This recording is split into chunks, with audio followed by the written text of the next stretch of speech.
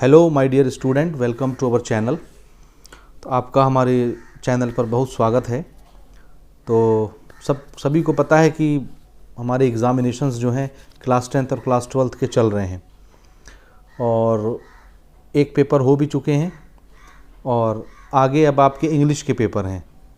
तो class 12th वाले बच्चों के लिए इंग्लिश में कौन कौन सी चीज़ें इंपॉर्टेंट हैं और किस किस टॉपिक से आपके क्वेश्चन आते हैं, ऑलरेडी उस पर एक वीडियो अपलोडेड है चैनल पर, तो वो बच्चे उस वीडियो को देख सकते हैं। इंग्लिश के लिए आपके लगातार कमेंट आ रहे थे कि हमको क्लास 10th के लिए भी इंग्लिश सब्जेक्ट के 75 आउट ऑफ 75 के वीडियोस बना करके हमको दिए जाएं, ताकि हमको बहुत ज़्यादा एडवांटेज उससे मिल सके कि कौन से टॉपिक हमको प्रिपेयर करने चाहिए इंग्लिश सब्जेक्ट में।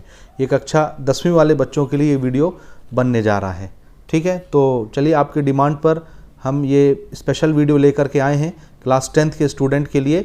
और आज के इस वीडियो में हम बात करेंगे आपके इंग्लिश सब्जेक्ट के ऊपर, ठीक है, कि हमको इंग्लिश में कौन कौन से टॉपिक पढ़ने चाहिए, किस तरह से प्रिपरेशन करना चाहिए और क्या क्या आने की हमारी एग्ज़ाम में संभावनाएं हैं। तो चलिए वीडियो को शुरू करते हैं बिना किसी विलंब के। आगे बात करेंगे सारे इंपॉर्टेंट टॉपिक के ऊपर, लेकिन अगर आप वीडियो में नए हैं तो भाई वीडियो को शेयर करना मत भूलिएगा और चैनल को सब्सक्राइब करना तो बिल्कुल मत भूलिएगा। टेलीग्राम चैनल जरूर से ज्वाइन करिए, डिस्क्रिप्शन में आपको लिंक मिल जाएगा, और हमारे व्हाट्सएप चैनल को भी जरूर से ज़रूर फॉलो करिए। तो सारे अपडेट जो हैं आपको इन्हीं दोनों चैनल्स पर मिलते रहेंगे और वीडियो सब आपको कंटिन्यू यहाँ से प्राप्त होती रहेंगे हमारे यूट्यूब चैनल पर, ठीक है। तो चलिए, सबसे पहले तो मैं ये रिक्वेस्ट करूँगा कि अगर आप इस वीडियो को डिटेल व्यू में देख के समझना चाहते हैं तो सबसे पहले अपने पास एक पेपर रख लीजिए या कॉपी रख लीजिए और एक पेन रख लीजिए।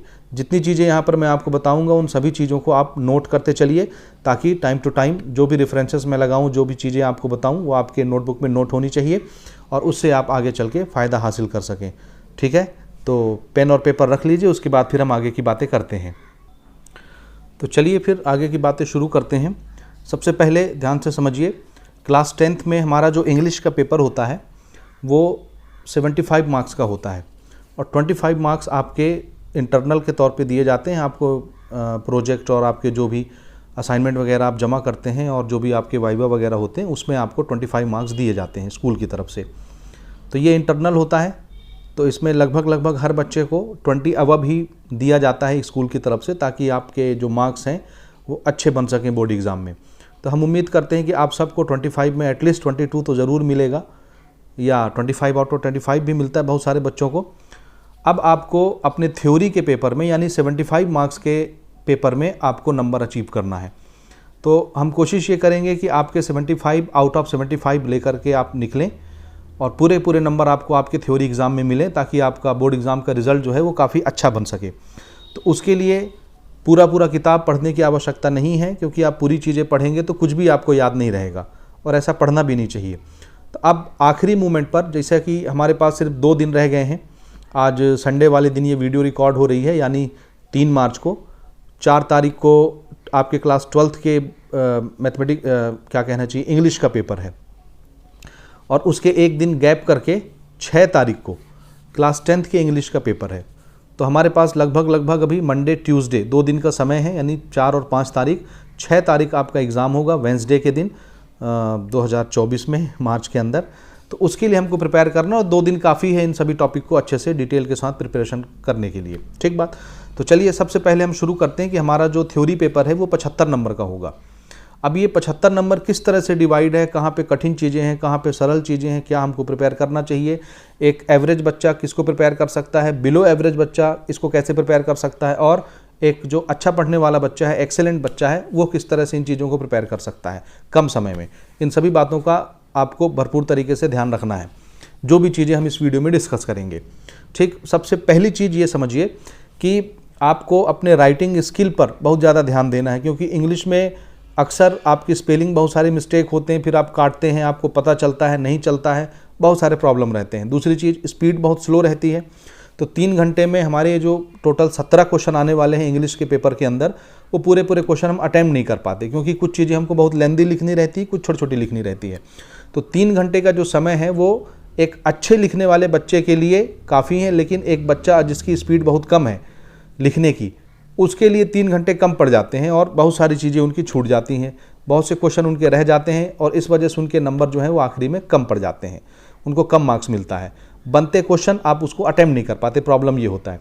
तो थोड़ा सा टाइम मैनेजमेंट का ख्याल बिल्कुल आप रखेंगे, राइटिंग स्किल का ख्याल बिल्कुल आप रखेंगे। घड़ी पहन के जाइए, एनालॉग वाली जो कांटे वाली घड़ी होती है उसको पहन के जाइए। एक एक घंटे में अपने क्वेश्चन पेपर को एनालाइज करते रहिए कि 1 घंटे में हमको कितने क्वेश्चन बनाने चाहिए या कितने बना लेने चाहिए, ठीक है। और उसके हिसाब से टाइम डिवाइड करके, क्वेश्चन को डिवाइड करके 1-1 घंटे के हिसाब से क्वेश्चंस को अटेम्प्ट करना शुरू करिए, ठीक है।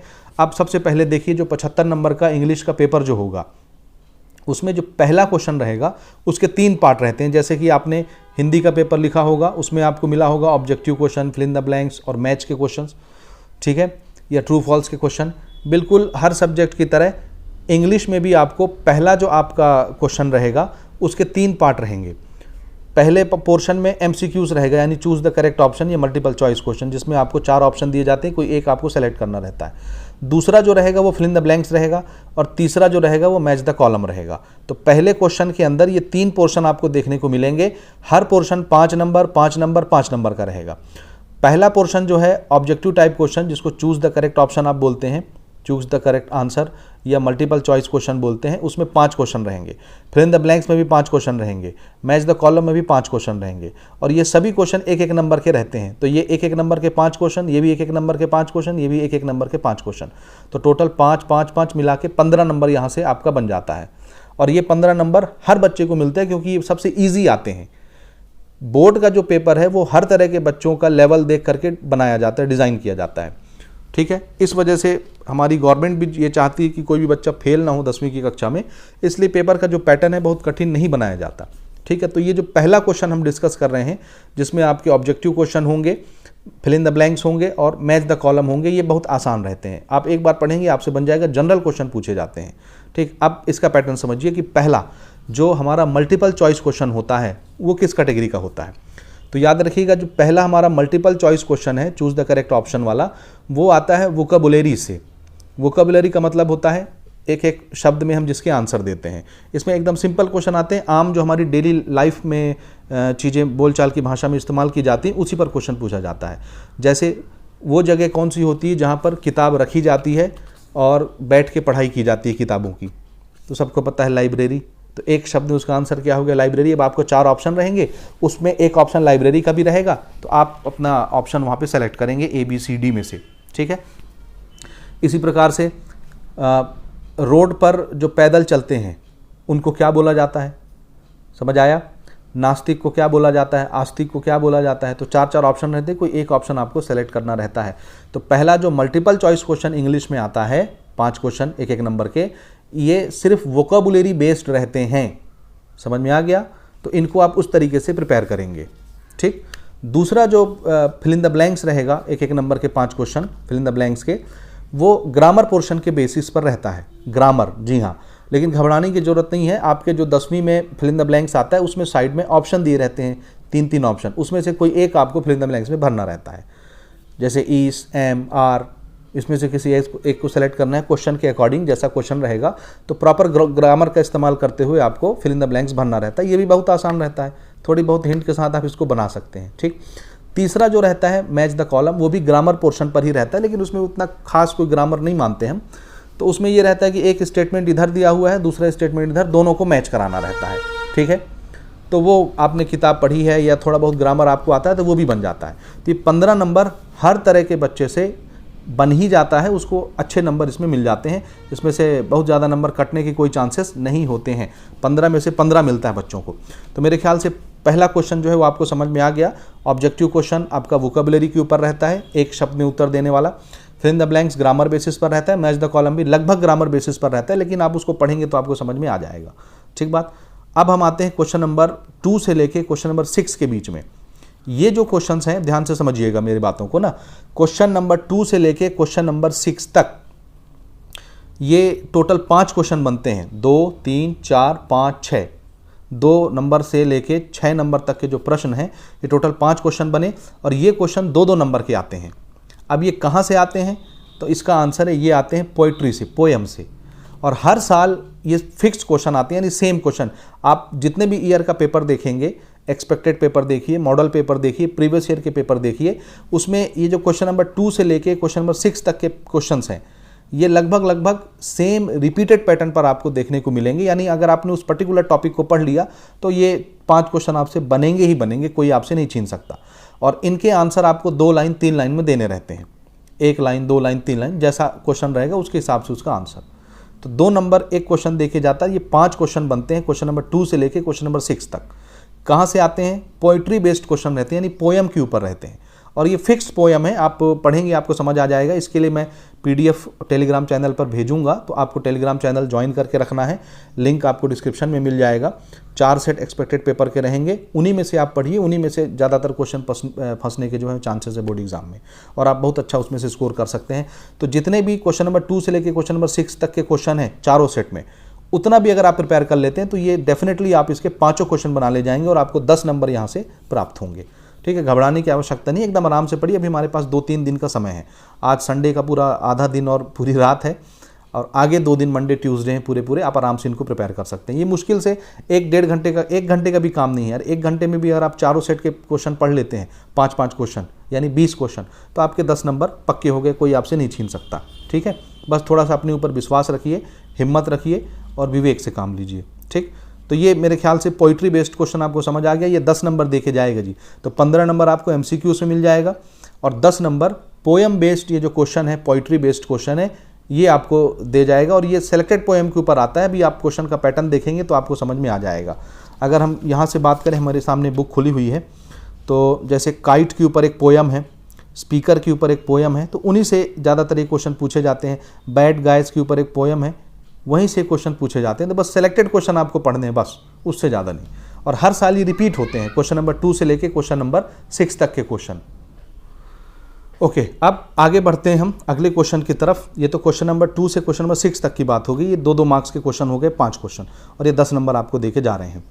इसके बाद क्वेश्चन नंबर 7 जो है, उसमें पैसेज आता है, अनसीन पैसेज। अब आपका जो पूरा बोर्ड का पेपर रहेगा इंग्लिश का, उसमें 2 तरह के पैसेज आएंगे। ठीक है, एक सीन पैसेज होता है, एक अनसीन पैसेज होता है। तो इसमें कोई फिक्स नहीं रहता, कभी ये क्वेश्चन नंबर 7 में आपको दिखता है, कभी क्वेश्चन नंबर 16 में आपको दिखता है। तो ये इसकी नंबरिंग इधर उधर शफल करते रहते हैं, उससे प्रॉब्लम नहीं है। सिर्फ आपको ये समझना है मोटा मोटा कि 2 आपको पैसेज दिखेंगे। पैसेज का मतलब क्या होता है? इंग्लिश में ऐसे एक लंबा सा पैराग्राफ लिखा रहेगा, उस पैराग्राफ को पढ़ करके आपको पूछे गए सवालों के उत्तर देने हैं। अब उसमें भी MCQs टाइप के सवाल आते हैं और एक एक लाइन के क्वेश्चन पूछे जाते हैं, एक एक लाइन के आंसर देने वाले। तो मिक्स टाइप का क्वेश्चन रहता है। तो सबसे पहले ऐसे समझिए कि क्वेश्चन नंबर 7 में, अब ये क्वेश्चन 8 नंबर का भी आता है, 5 नंबर का भी आता है। जैसा कि मैं आपको बता रहा हूँ, क्वेश्चन नंबर 7 और क्वेश्चन नंबर 16 में पैसेज पूछे जाते हैं। तो कभी 8 नंबर का जो पैसेज है वो क्वेश्चन नंबर 7 में दिखेगा, और 5 नंबर का पैसेज आपको क्वेश्चन नंबर 16 में दिखेगा। और कभी इसको ऐसे उल्टा कर देते हैं, तो कभी 5 नंबर का पैसेज क्वेश्चन नंबर 7 में दिखेगा, और 8 नंबर का पैसेज कभी आपको क्वेश्चन नंबर 16 में दिखेगा। तो इसमें कंफ्यूज नहीं होना, वो कहीं पर भी दिखे। 2 पैसेज हैं, एक सीन पैसेज और एक अनसीन पैसेज। अब इसको किस तरह से बनाना है, कैसे पढ़ना है, इसको समझिए ना। जैसे सबसे पहले मैं 8 नंबर के पैसेज के ऊपर बात कर रहा हूँ, अनसीन पैसेज इसको बोलते हैं। एक पैराग्राफ रहेगा इंग्लिश में, ये कहीं से भी आपकी बुक से उठाया जाएगा, नीचे आपको हवाला दिया जाता है कि ये इस टॉपिक से उठाया गया है। ब्रैकेट में ये चीज़ें लिखी जाती हैं साइड में, किसी एक पैसेज में, दोनों में नहीं। अनसीन पैसेज में कुछ नहीं रहता, लेकिन सीन पैसेज जो रहता है उसमें लिखा रहता है कि एक्सट्रैक्ट फ्रॉम दिस टॉपिक, यानी ये किस टॉपिक से निकाला गया है ये पैराग्राफ, वो आपको लिखा हुआ मिलेगा वहाँ पर। ठीक है, तो फिलहाल अभी हम बात करते हैं, मान लीजिए क्वेश्चन नंबर 7 में हमको एक अनसीन पैसेज आता है, यानी पूरा पैराग्राफ रहता है, एक मजमून रहता है, टॉपिक रहता है इंग्लिश में, उसको आपको पढ़ना है। अब उस पर आपसे कुछ क्वेश्चन पूछे जाएंगे। कितने क्वेश्चन पूछे जाएंगे? अगर 8 नंबर का क्वेश्चन है तो हो सकता है आपसे 8 क्वेश्चन पूछे, एक नंबर के, छोटे छोटे। अब ये 8 क्वेश्चन या तो मल्टीपल चॉइस क्वेश्चन हो सकते हैं, या एक लाइन में आंसर देने वाले क्वेश्चन हो सकते हैं।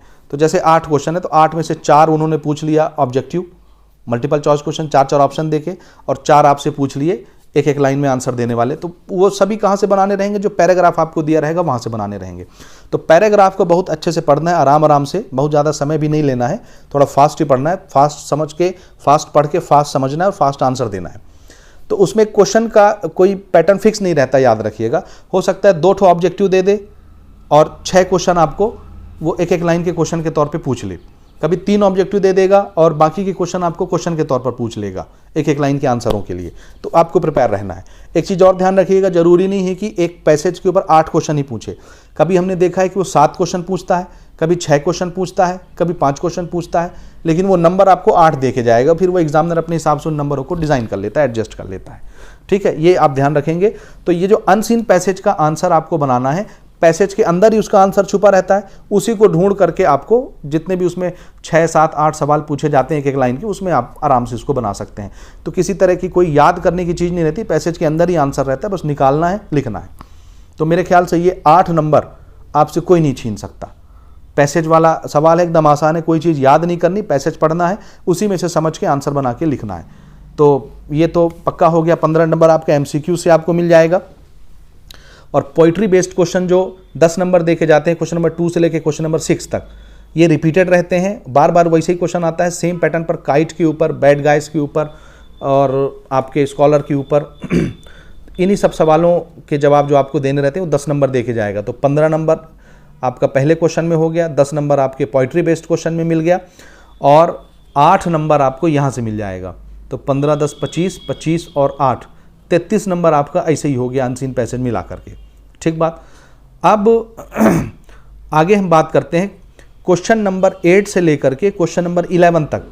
ये जो 4 क्वेश्चन पूछे जाएंगे ये 3-3 नंबर के रहते हैं, यानी ये 12 नंबर के क्वेश्चन आएंगे।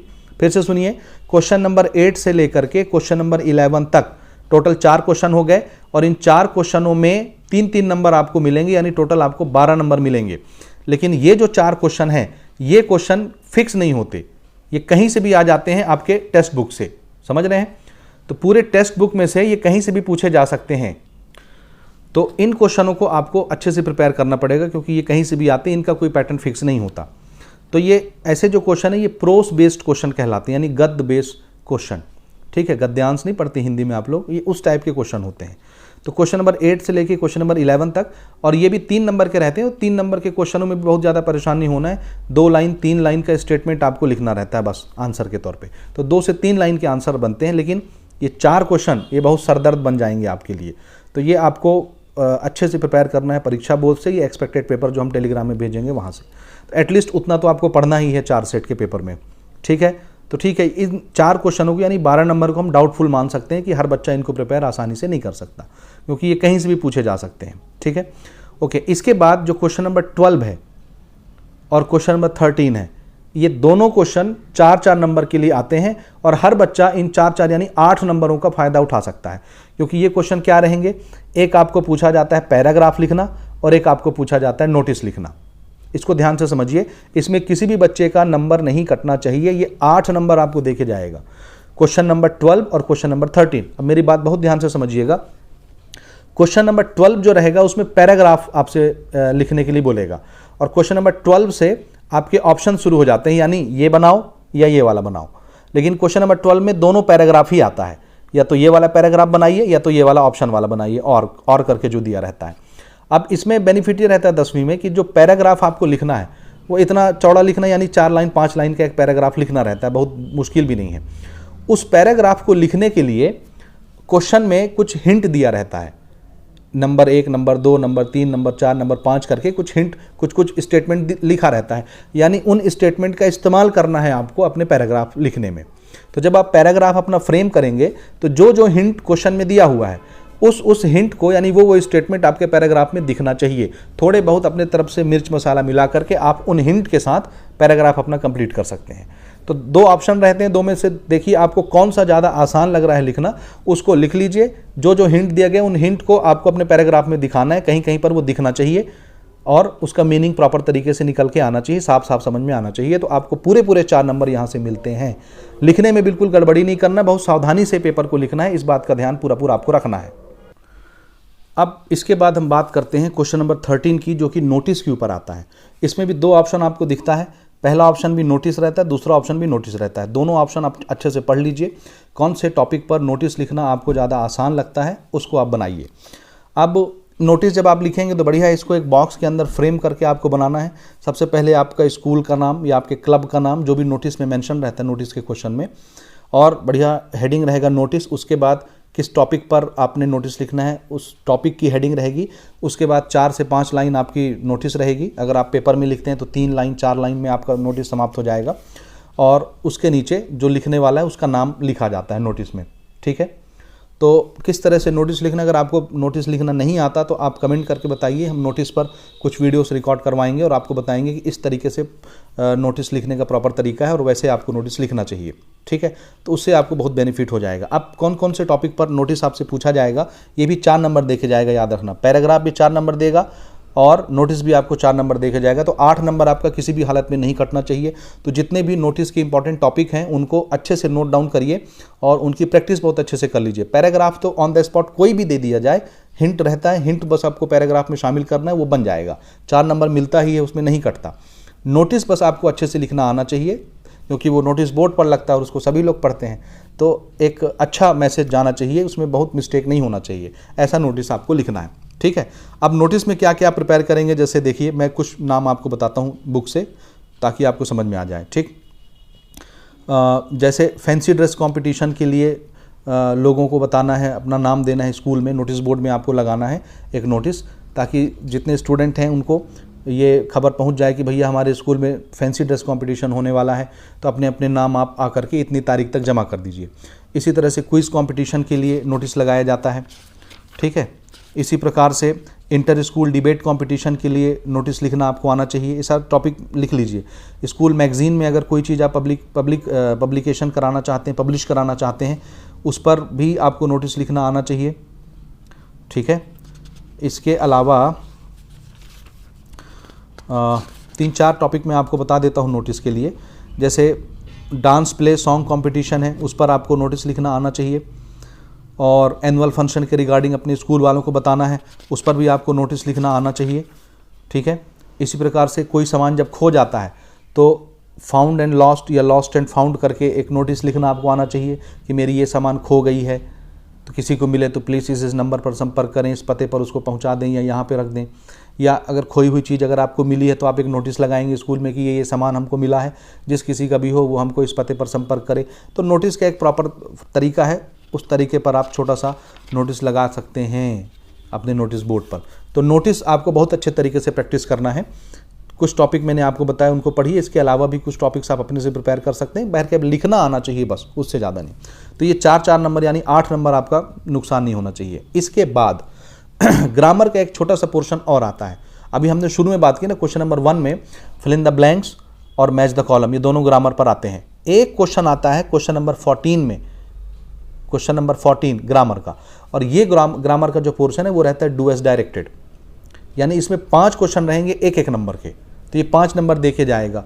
अब इसमें मिक्स टाइप का ग्रामर आता है, 5 क्वेश्चन, जैसे क्वेश्चन टैग पूछ लिया, चेंज द वॉइस पूछ लिया, नरेशन पूछ लिया और कुछ पूछ लेता है। तो ये 5 क्वेश्चन ग्रामर के आपको आते हैं। तो ये आप अगर प्रीवियस ईयर के क्वेश्चन से प्रिपेयर कर लें, पिछले 5 साल 2018 से लेकर 2023 तक के पेपर पढ़ लें, कुछ मॉडल पेपर से पढ़ लीजिए, कुछ एक्सपेक्टेड पेपर जो मैं भी भेजूंगा टेलीग्राम चैनल में वहाँ से पढ़ लीजिए, तो आपका ये 5 नंबर का ग्रामर प्रिपेयर हो जाएगा। बहुत मुश्किल नहीं होता, धैर्य रख के आप पढ़िए, ये मुश्किल से 1 घंटे के अंदर पूरा का पूरा ग्रामर आपका प्रिपेयर हो जाएगा, जो आपके परीक्षा में आने योग्य रहता है। तो उसके लिए बहुत परेशान नहीं होना है, ठीक बात। तो मेरे ख्याल से ग्रामर आप बना लेंगे, 1-1 नंबर के 5 क्वेश्चन रहेंगे। Question number 14। अब आया क्वेश्चन नंबर 15, इसमें आपसे एप्लीकेशन और लेटर पूछा जाता है, दोनों ऑप्शन में रहते हैं। कभी दोनों में लेटर दिखेगा और कभी दोनों में, एक में एप्लीकेशन एक में लेटर, कभी दोनों में एप्लीकेशन दिखेगा, और कभी कभार ईमेल लिखने की भी प्रैक्टिस आपसे कराई जा सकती है। तो सबसे पहले हम बात करें एप्लीकेशन की, तो देखिए एप्लीकेशन क्या आपसे पूछा जा सकता है, मैं टेक्स्ट बुक से आपको बताता हूं। जैसे write an application to your principal requesting him to grant permission to your class to go on a picnic. अपने प्रिंसिपल को एक एप्लीकेशन लिखना है ताकि आपके क्लास वालों को पिकनिक ले जा सकें, या पिकनिक जाना है आपकी क्लास वालों को, उसके लिए परमिशन लेने के लिए एप्लीकेशन लिखना है। तो पिकनिक वाला एक एप्लीकेशन आप प्रिपेयर कर लीजिए। इसी प्रकार से लेटर लिखना है हमको अपने दोस्त को कि हमारे भाई की शादी है या बहन की शादी है, तो अपने दोस्त को आप लेटर लिख के इन्फॉर्म कर रहे हैं कि भैया आ जाओ, इस तारीख को हमारी बहन या भाई की शादी है, तो अपने दोस्त को एक लेटर लिखना है, ठीक है। अब ये भी लिखने का तरीका होता है, एप्लीकेशन आप सब लिखते हैं, छुट्टी का एप्लीकेशन तो लिखते हैं ना, to the principal of Khalistan school, Khalistan जगह। फिर सब्जेक्ट लिखते हैं, सब्जेक्ट में an application for sick leave. तो जो भी एप्लीकेशन आप लिख रहे हैं, an application for permission to go for picnic, ठीक। और उसके बाद अपना रिस्पेक्टेड सर, रिस्पेक्टेड मैडम करके अपना पूरा मजमून लिखते हैं, टॉपिक लिखते हैं, और लास्ट में थैंकिंग यू सर लिखने के बाद योर मोस्ट ओबीडियंट स्टूडेंट, आपका नाम, आपका क्लास, जगह, डेट, ये सब लिखते हैं। और लेटर में क्या करते हैं, जिसको भेजना है उसका एड्रेस पहले, फिर उसका नाम, ठीक, और उसके बाद पूरा टॉपिक 3-4 लाइन में जो आपको लिखना है, उसके बाद फिर भेजने वाले का नाम नीचे लिखते हैं। दोनों लेफ्ट लिख सकते हैं, लेफ्ट राइट भी लिख सकते हैं, वैसे लेफ्ट लिखते हैं, ऊपर नीचे ज़्यादा सही रहता है, ठीक है। इसी प्रकार से और भी मैं आपको कुछ एप्लीकेशन वगैरह बताता हूँ जिसको आप अच्छे से प्रिपेयर कर सकें। एक एप्लीकेशन हमको लिखना है फ़ी कंसेशन के लिए, ये तो एकदम मस्ट है, इसको अच्छे से प्रिपेयर कर लीजिए। अपने प्रिंसिपल को फीस में कंसेशन करने के लिए एक एप्लीकेशन आपको लिखना है, इसकी प्रैक्टिस कर लीजिएगा।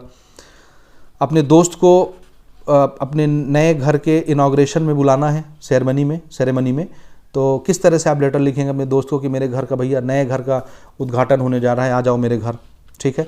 तो ये इसको भी प्रिपेयर करिए। इसके अलावा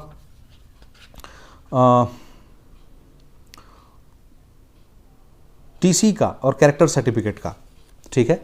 अपने प्रिंसिपल को, अपने स्कूल मैनेजमेंट को आपको लिखना है कि भैया हमको टीसी इशू करिए, हमारा कैरेक्टर सर्टिफिकेट इशू करके दीजिए, तो वो भी एप्लीकेशन लिखना आपको आना चाहिए, ठीक है। किसी को बोर्ड परीक्षा में 83% मिले हैं, 95% मिले हैं, तो उसको कॉन्ग्रेचुलेट बोलने के लिए, बधाई देने के लिए आपको लेटर लिखना है। तो ये सारे टॉपिक लेटर के आप प्रिपेयर कर लीजिए, मैं 2-4 सेट भेजूंगा, उसको पढ़ लीजिएगा, वहाँ से आपको समझ में आ जाएगा कि क्या क्या आपको पढ़ना चाहिए, ठीक। ओके, ये तो हो गया एप्लीकेशन लेटर की बात। इसके अलावा एक पैसेज और आएगा, मैंने आपको बताया था कि एक पैसेज या तो क्वेश्चन नंबर 7 में आएगा या क्वेश्चन नंबर 16 में आएगा। तो क्वेश्चन नंबर 7 में मैंने बोला 8 नंबर का पैसेज आएगा, तो 16 में एक पैसेज और आएगा जिसको हम सीन पैसेज बोलते हैं, वो होता है 5 नंबर का पैसेज। अब 5 नंबर के पैसेज में टोटल 5 क्वेश्चन हमसे पूछे जाते हैं, वो भी MCQ बेस्ड होते हैं और कुछ उसमें 1-2 क्वेश्चन पूछ लिए जाते हैं। तो 3 MCQ पूछेगा तो 2 क्वेश्चन पूछ लेगा एक लाइन के, या 2 MCQ पूछेगा तो 3 क्वेश्चन पूछ लेगा, या 1 MCQ पूछेगा तो 4 क्वेश्चन पूछ लेगा एक लाइन के। तो घबराना नहीं है, एक नंबर के 5 क्वेश्चन आपका पैसेज दिया रहेगा क्वेश्चन नंबर 16 में, और उसी से 5 क्वेश्चन पूछा जाएगा। तो ये तो आंसर तो पैसेज के अंदर ही छुपा रहता है, तो अच्छे से उसको पढ़िए, सावधानी से उसके आंसर बनाइए, ये बन जाता है और ये आपको 5 नंबर दे के जाता है। अब आखिरी में सबसे ज़रूरी चीज़ ऐसे, यानी निबंध, जैसा हिंदी में आप लोग लिखते हो, तो इंग्लिश में भी 10वीं में निबंध आता है, और निबंध गिने चुने टॉपिक पर आता है, बहुत ज़्यादा टॉपिक के लिए परेशान भी नहीं होना है। निबंध ये आपका आएगा 8 नंबर के लिए, 8 से 10, ये कभी 8 नंबर कभी 10 नंबर के लिए पूछा जाता है। मैंने बोला कि 7 नंबर में आपको एक पैसेज आएगा, वो पैसेज 8 नंबर का रहता है, लेकिन कभी उसमें 8 क्वेश्चन रहते हैं, कभी 6, कभी 7। तो फिर अगर क्वेश्चन की संख्या कम ज़्यादा होती है तो वो 1-2 नंबर फिर हम ऐसे में एडजस्ट कर देते हैं, तो ऐसे 8 नंबर का ना होके 10 नंबर का हो जाता है। बहरकैफ आपको मोटा मोटा 8 से 10 नंबर का ऐसे मान के चलना है, और इसमें कम से कम मिनिमम से मिनिमम 250 शब्द में अपने आंसर आपको लिखने हैं ऐसे में, ठीक है। 250 शब्द कितना होगा, मिनिमम से मिनिमम 2.5 पेज, 2.5 पन्ना आपको लिखना ही है ऐसे, उससे कम लिखोगे तो पूरे नंबर नहीं मिलेंगे। जब ऐसे आप लिखते हो तो बाकायदा सबसे ऊपर तो आपका ऐसे का टॉपिक रहेगा, हेडिंग, उसके बाद उसको छोटे छोटे टॉपिक बना के लिखिए। उसके अंदर बहुत सारे टॉपिक बनाए जा सकते हैं, अलग अलग टॉपिक आप बना के ऐसे को लिख सकते हैं। 2 कलर के पेन का इस्तेमाल करिए, ब्लू और ब्लैक कलर से टॉपिक बनाइए और ब्लू कलर से पूरी स्टेटमेंट को लिखिए। अब कौन कौन से ऐसे आपको प्रिपेयर करने हैं कक्षा 10वीं 2024 बोर्ड एग्जामिनेशन इंग्लिश पेपर के लिए। तो सबसे पहले आप वंडर ऑफ साइंस प्रिपेयर करिए, माई हॉबी प्रिपेयर करिए, इसके अलावा इन्वायरमेंट पॉल्यूशन प्रिपेयर करिए, इसके अलावा गेम्स एंड स्पोर्ट की वैल्यू वाले जो टॉपिक बनते हैं उसको, values of games and sport, ठीक है। तो माई हॉबी बिल्कुल कर लीजिए, आपकी क्या इच्छा है, रुचि किस में है, माई हॉबी प्रिपेयर करिए। एक वंडर ऑफ साइंस प्रिपेयर करिए, एक इन्वायरमेंट पॉल्यूशन प्रिपेयर करिए, एक value of games and sport, हमारे जीवन में खेल का क्या महत्व है, गेम्स का और खेल का क्या महत्व है, स्पोर्ट्स का, तो इनको प्रिपेयर कर लीजिए। ये आपको बिल्कुल फंसेंगे हर हाल में, तो इसमें बहुत परेशान नहीं होना है। इसके अलावा भी 1-2 टॉपिक मैं आपको और बताना चाहता हूँ, ठीक, उनको भी ध्यान से समझ लीजिए। और इन केस अगर कोई क्वेश्चन आपका है किसी पर्टिकुलर टॉपिक पर कि ये चीज़ हमसे नहीं बनता, तो आप लोग मैसेज करिए, हम कोशिश करेंगे उसको रिजॉल्व करने की। एक और topic science and technology. Science and technology तो वंडर ऑफ साइंस में ही कवर हो जाता है। वंडर ऑफ साइंस अगर आप प्रिपेयर करते हैं तो उसी को साइंस एंड टेक्नोलॉजी में कन्वर्ट करके आप लिख सकते हैं। तो थोड़ा सा दिमाग का इस्तेमाल करना, जैसे हमने एक टॉपिक पढ़ लिया वंडर ऑफ साइंस, साइंस से रिलेटेड ही रहता है ना जी। अब हमसे साइंस के ऊपर पूछ दिया, टेक्नोलॉजी के ऊपर पूछ दिया तो हम घबरा जाते हैं कि हम ये नई चीज़ कहाँ से लिखें। जो चीज़ आप पढ़ें उसी को मिक्स करके मर्ज करके बना लीजिए। 2.5 पन्ना कम से कम लिखना है 250 शब्दों में। इसके अलावा कोई एक फेस्टिवल प्रिपेयर कर लीजिएगा, जैसे होली हो गया या दिवाली हो गया, तो इनको भी एक प्रिपेयर करके रखिएगा। तो इनमें से ही फंसेगा, तो बहुत ज़्यादा नहीं पढ़ना है। 2 दिन की छुट्टी में कितनी चीज़ें हम पढ़ेंगे, तो उसमें बहुत ज़्यादा परेशान भी नहीं होना है, ठीक है। बाकी शुभकामनाएं आपके साथ हैं, ठीक है। तो जितनी चीज़ें मैंने बताई, माई हॉबी एकदम अच्छे से पढ़िए, इन्वायरमेंट पॉल्यूशन अच्छे से पढ़िए, गेम्स और स्पोर्ट की वैल्यू वाले अच्छे से पढ़ लीजिएगा, और साइंस एंड टेक्नोलॉजी या वंडर ऑफ साइंस, बस इतना ही पढ़ लीजिए 3-4 अच्छे से, बस काम ख़त्म आपका, ठीक है। तो फिलहाल इंग्लिश के पेपर में इतना ही आपको प्रिपेयर करना है। इस वीडियो को अपने तक ही सीमित मत रखिए, अपने दोस्तों के साथ भी शेयर करिए ताकि ज़्यादा से ज़्यादा बच्चे इससे फ़ायदा हासिल कर सकें। कोई क्वेश्चन है तो कमेंट करके पूछिए। टेलीग्राम चैनल को ज़रूर से ज्वाइन करिए, वहाँ पर हमको PDF का लिंक भेजेंगे, उन PDF को पढ़िए और अपना प्रिपरेशन करिए और बहुत अच्छे से अपना परीक्षा लिखिए। Wish you all the best. Video share करना मत भूलिएगा, ठीक है। मिलते हैं अगली वीडियो में।